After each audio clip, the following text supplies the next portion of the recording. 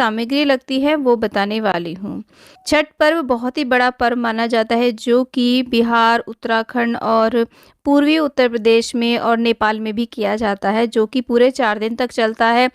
कार्तिक शुक्ल पक्ष की चतुर्थी से पूजा शुरू हो जाती है, जिस दिन नहाय-खाय किया जाता है और पंचमी के दिन खरना किया जाता है और षष्ठी के दिन निर्जल निराहार व्रत रखने के बाद में शाम को डूबते हुए सूर्य को अर्घ्य देते हैं और सप्तमी की तिथि में सुबह उगते हुए सूर्य को अर्घ्य देने के बाद में व्रत का पारण कर लिया जाता है। बहुत ही बड़ा पर्व होता है, तो इसमें सामग्री भी बहुत ही ज़्यादा लगती है।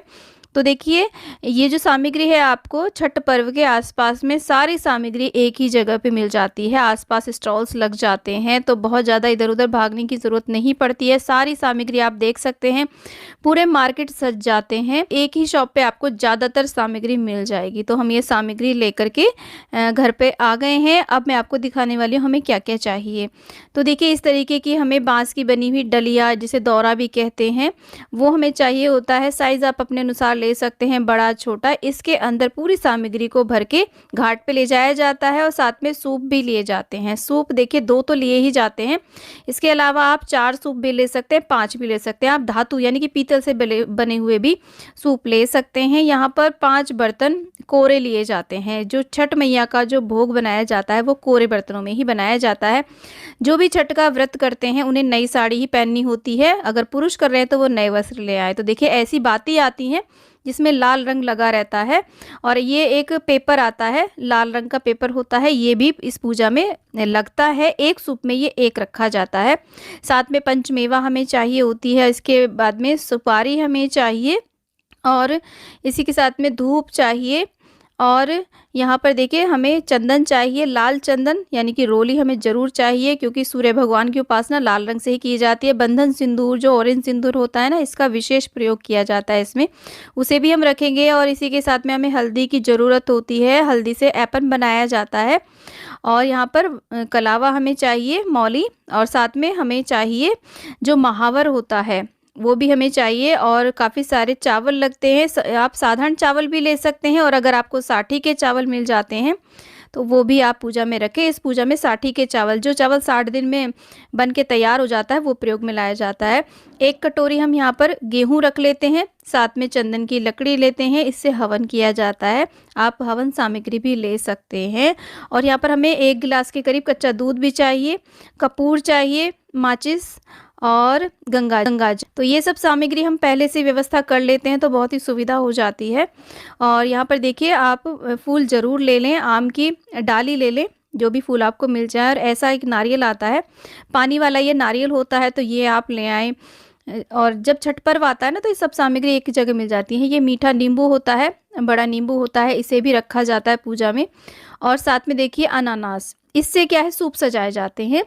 और देखिए यहाँ पर कच्ची हल्दी, जो पत्ते वाली हल्दी होती है ना, हल्दी और अदरक ली जाती है। तो जितने भी सूप आप सजाएंगे ना, उन्हीं के अनुसार सामग्री लेंगे। जैसे कि 2 सूप सजाएंगे तो आपको 2-2 चीज़ें चाहिएंगी सारी। और कद्दू यानी कि सीताफल भी रखें आप, और साथ में मूली पत्ते सहित ली जाती हैं। आंवला रखे जाते हैं और जल फल यानी कि सिंगाड़ा लिया जाता है और शकरकंद लिया जाता है। साथ में ऋतु फल, केला, जो भी फल है, ज़्यादा से ज़्यादा फल इसमें लिए जाते हैं। केले की तो पूरी गैर यानी कि बहुत बड़े पूरा जो बंच होता है ना, वो ले लिया जाता है। और इसी के साथ में कुछ फल लिए जाते हैं, जैसे कि शरीफा, कच्चा केला, अमरस, अरबी, सुतनी, सूरन, और इस तरीके से सेम की फली भी ली जाती है। तरह तरह के फल लिए जाते हैं इस प्रकार से। और गुड़ भी लिया जाता है। गुड़ और आटे को मिला करके इस तरीके से ठेकुए भी बनाए जाते हैं, खस्ता बनाया जाता है, और चावल के आटे से चावल के लड्डू भी बनाए जाते हैं। ये मुख्य प्रसाद होता है छठ पर्व का। ये देसी घी में बनाया जाता है। साथ में देखिए हमें खील बताशे चाहिए और काफ़ी सारे दिए भी इस पूजा में लगते हैं। एक बड़ा दिया लिया जाता है। इसी के साथ में कुछ पान, अमरूद, संतरा, जंगली बेर, केराव, दूध अर्घ्य देने के लिए, और नए चूल्हे पर ही प्रसाद बनाया जाता है। तो ये सब सामग्री हमें छठ पूजा में चाहिए। किसी के यहाँ पर जब मन्नत पूरी होती है तो कोसी भरी जाती है, तो ऐसे कलश वाले दिए आते हैं, वो आप ले लें। सराय ली जाती हैं, ये 12 या 24 ली जाती हैं। और इसी के साथ में ऐसा गणेश दिया भी आता है, अगर वो आपको मिल जाता है, इसके ऊपर दिया रखा होता है बड़ा, जिसके अंदर कोसी भरी जाती है, तो वो भी आप ले सकते हैं। मिट्टी के ऐसे 2 कुंडे ले लें आप, और इसी के साथ में गन्ना लिया जाता है। गन्ना साबुत ही लिया जाता है, जड़ समेत, पूरा लंबा, पत्तियाँ होनी चाहिए उसमें 5 या 7, या किसी के यहाँ पर देखिए अगर डबल कोसी भरी जाती है तो ये 14 भी लिए जाते हैं गन्ने, या फिर 7 भी ले सकते हैं। तो ये सामग्री हमें चाहिए होती है छठ पूजन में। अब देखिए ये सामग्री हमें कहाँ मिलेगी? ये सामग्री जब छठ आने वाली होती है ना, उससे 1-2 दिन पहले पूरा मार्केट सज जाता है। कोई भी ऐसा क्षेत्र आपके शहर के आसपास होगा जहाँ पर ये सारी सामग्री आपको A to Z एक ही जगह मिल जाती है।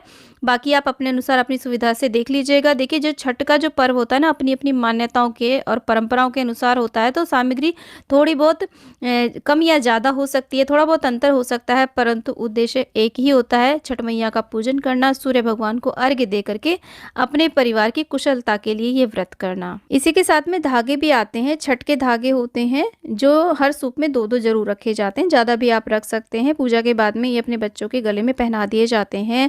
और इसके अलावा देखिए कच्ची मूंगफली का भी प्रयोग होता है, सुथनी का प्रयोग होता है, और दौरा सजाने के लिए हमें लाल पीले वस्त्र की भी ज़रूरत होती है। कोरा ये वस्त्र लिया जाता है, तो जब हम डाला सजाते हैं तो उसके नीचे वस्त्र बिछाया जाता है, और उसमें सारी सामग्री रखने के बाद में उस लाल पीले कपड़े से उसे बांध दिया जाता है, तब घाट पे लेकर के जाया जाता है। और नई साड़ी हमें चाहिए, कम से कम 1 साड़ी तो चाहिए ही चाहिए। 2 साड़ी का भी आप प्रयोग कर सकते हैं, क्योंकि नई साड़ी या नए वस्त्र पहन करके ही ये व्रत पूजन किया जाता है। पुरुष यदि व्रत कर रहे हैं तो वो भी नए वस्त्र पहन के ही इस व्रत पूजन को करते हैं, कोरे वस्त्र ही पहने जाते हैं। इसी के साथ में छठ मैया का जो भोग प्रसाद बनता है वो उस नए चूल्हे पर ही बनता है। जो पुराना रेगुलर चूल्हा है, हम उस पर प्रसाद नहीं बनाते हैं, जिसपे हमने प्याज लहसुन या नॉनवेज आदि बनाया हो। नया चूल्हा ही प्रयोग में लाया जाता है। मिट्टी का बना सकते हैं, मिट्टी का नहीं बना सकते हैं तो आप एक गैस स्टोव रख सकते हैं, जो कि आप छठ मैया के नाम का ही रख लें। प्रत्येक वर्ष आप उस पर सिर्फ और सिर्फ छठ मैया का ही भोग प्रसाद बनाएं। इसी के साथ में नए कोरे बर्तन का ही प्रयोग किया जाता है, यानी कि जो हमारे रेगुलर बर्तन है जिसमें हम प्याज लहसुन का बनाते हैं, उसमें छठ मैया का भोग प्रसाद नहीं बनाया जाता है। तो इसीलिए ज़्यादातर लोग क्या करते हैं कि छठ मैया के नाम के जो बर्तन है ना, वो अलग ही रखते हैं, जैसे कि पतीला या भगोना रख लेते हैं, और प्लेट थाली आदि जो भी चीज़ें हैं वो अलग से रख लेते हैं। चूल्हा और बर्तन प्रत्येक वर्ष वो बार बार छठ मैया के पूजन में उसको प्रयोग में ले आते हैं। तो फ्रेंड्स, वीडियो यदि आपको थोड़ा भी यूज़फुल लगा है तो प्लीज़ वीडियो को लाइक शेयर, चैनल को ज़रूर सब्सक्राइब कर लें, और कमेंट बॉक्स में छठ मैया की जय आप अवश्य लिखें। फ्रेंड, छठ मैया की कृपा सभी पर बनी रहे।